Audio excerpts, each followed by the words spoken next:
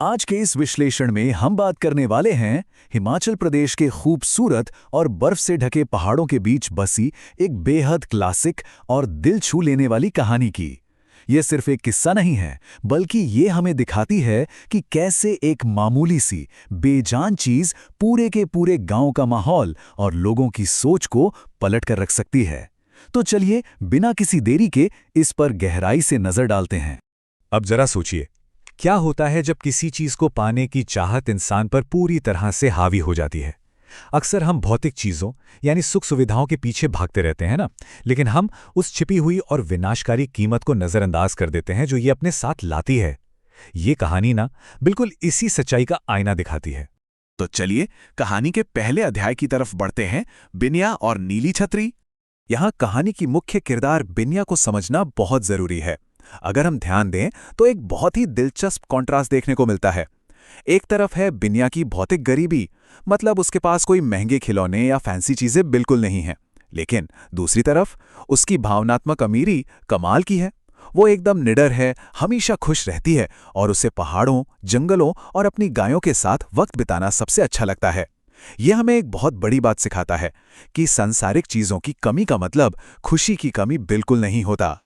लेकिन फिर आता है कहानी का टर्निंग पॉइंट। गांव में कुछ विदेशी पर्यटक आते हैं और उनके पास है एक बेहद खूबसूरत जादुई सी दिखने वाली नीली छतरी। अब बिन्या ने इतनी सुंदर चीज तो पहले कभी देखी ही नहीं थी। उधर पर्यटकों की नजर बिन्या के गले में पड़े एक लॉकेट पर पड़ती है जो कि तेंदुए के पंजे का बना था और बिन्या को बहुत अजीज था। बस यहीं पर एक मासूम सा सौदा हो जाता है। बिन्या अपने प्यारे लटकन के बदले वो आकर्षक नीली छतरी ले लेती है और इस तरह बिन्या के बिल्कुल सादे से जीवन में एक ऐसी चीज की एंट्री होती है जिसे हर कोई पाना चाहता है। अब आगे बढ़ते हैं अध्याय 2 की ओर, एक दुकानदार का बढ़ता लालच। यहाँ एंट्री होती है राम भरोसा की। ये गांव का एक दुकानदार है। अब जब वो बिन्या को उस सुंदर सी नीली छतरी के साथ पहाड़ों में खुशी से घूमते हुए देखता है ना, तो उसके अंदर एक बहुत ही डार्क फीलिंग जन्म लेने लगती है, और वो है ईर्ष्या यानी जलन। गांव में हर कोई बस उसी छतरी की बात कर रहा था। राम भरोसा को लगने लगा कि गांव की जो सबसे खास और अट्रैक्टिव चीज है वो सिर्फ और सिर्फ उसके पास होनी चाहिए, और बस इसी जलन ने उसके अंदर एक गहरे और खतरनाक लालच का रूप ले लिया। अब देखिए लालच इंसान से क्या क्या करवा सकता है। राम भरोसा इस छतरी को पाने के लिए इतना अंधा हो जाता है कि वो अपनी ही दुकान पर काम करने वाले एक लड़के राजा राम को उसे चुराने के लिए उकसाता है। राजा राम मौका देखकर छतरी चुराने की कोशिश तो करता है, लेकिन वो रंगे हाथों पकड़ा जाता है। और फिर धीरे धीरे ये बात पूरे गांव में आग की तरह फैल जाती है कि इस चोरी के पीछे का असली मास्टरमाइंड कोई और नहीं बल्कि राम भरोसा ही है। मतलब जरा सोचिए, सिर्फ एक छतरी पाने की जिद ने एक भले चंगे दुकानदार को अपराध करने तक पहुंचा दिया। चलिए देखते हैं अध्याय 3, अकेलापन और गहरा पछतावा। चोरी की इस घटना के बाद राम भरोसा की जिंदगी कैसे बदलती है, इसे समझना बहुत दिलचस्प है। अगर हम इस तुलना पर नजर डालें तो जो राम भरोसा कल तक गांव का एक बहुत ही सम्मानित दुकानदार हुआ करता था, आज वो गांव वालों की नफरत का सबसे बड़ा शिकार बन चुका है। पहले उसकी दुकान हमेशा ग्राहकों से भरी रहती थी, है ना? लेकिन अब पूरे गांव ने उसका बायकॉट कर दिया है। दुकान एकदम सूनी पड़ी है और सबसे बुरा असर पड़ा है उसकी मेंटल स्टेट पर।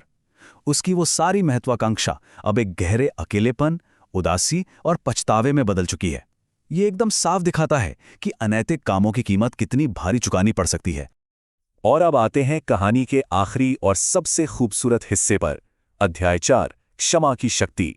यहीं पर हमें बिन्या की कमाल की मैच्योरिटी देखने को मिलती है।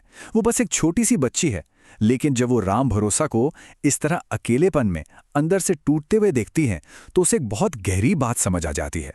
उसे ये एहसास होता है कि जिस नीली छतरी से वो इतना प्यार करती थी, उसी एक बेजान सी चीज ने एक जीते जागते इंसान की पूरी जिंदगी और उसकी सारी खुशियां छीन ली हैं। सच में ये एक बहुत ही पावरफुल रियलाइजेशन था। और इसी एहसास की वजह से एक बहुत ही खूबसूरत पल आता है। याद है शुरुआत में बिन्या ने विदेशों के साथ कैसे उस छतरी का सौदा किया था? यहाँ कुछ वैसा ही होता है, लेकिन इस बार कोई व्यापार नहीं हो रहा, बल्कि ये सब एक सच्ची करुणा और दया की वजह से है। बिन्या एक बहुत बड़ा त्याग करती है। वो अपनी सबसे प्यारी नीली छतरी राम भरोसा को हमेशा के लिए दे लेती है।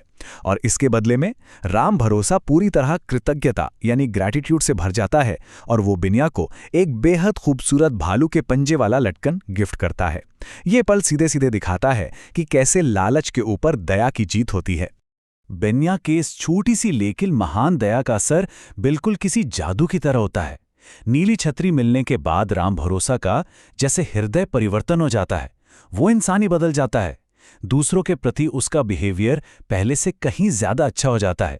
और जब गांव वाले ये बदलाव देखते हैं ना, तो वो भी अपना बाइकआउट खत्म कर देते हैं।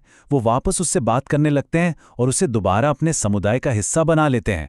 मतलब एक छोटी बच्ची की माफ कर देने की क्षमता ने पूरे गांव की शांति और भाईचारे को वापस लौटा दिया। तो इस पूरे विश्लेषण से हमें क्या सीखने को मिलता है? मुख्य रूप से 3 बातें बहुत साफ हैं। पहला, लालच हमेशा इंसान को भटकाता है और गलत रास्ते पर ले जाता है, बिल्कुल राम भरोसा की तरह। दूसरा, दया और क्षमा में इतनी ताकत होती है कि वो किसी का भी, यहां तक कि सबसे नफरत करने वाले इंसान का दिल भी बदल सकती है। और तीसरा, जो शायद सबसे जरूरी लेसन है, कि सच्ची खुशी कभी भी उन चीजों में नहीं होती जिन्हें हम बाजार से खरीद सकते हैं या जमा कर सकते हैं।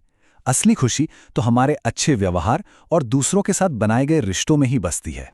इस विश्लेषण को खत्म करने से पहले एक सवाल है जिस पर हम सबको विचार करना चाहिए। हम अक्सर अपनी जिंदगी बस एक और नीली छतरी को पाने की अंधी दौड़ में बिता देते हैं, लेकिन क्या असली खुशी सच में उन चमकती हुई भौतिक चीजों में है, या फिर उस दया और क्षमा में जो हम दूसरों को दिखाते हैं? पहाड़ों से निकली इस खूबसूरत कहानी में छिपे इन जीवन मूल्यों पर गहराई से विचार करना वाकई बहुत जरूरी है। तो आज के इस विश्लेषण में शामिल होने के लिए बहुत बहुत धन्यवाद।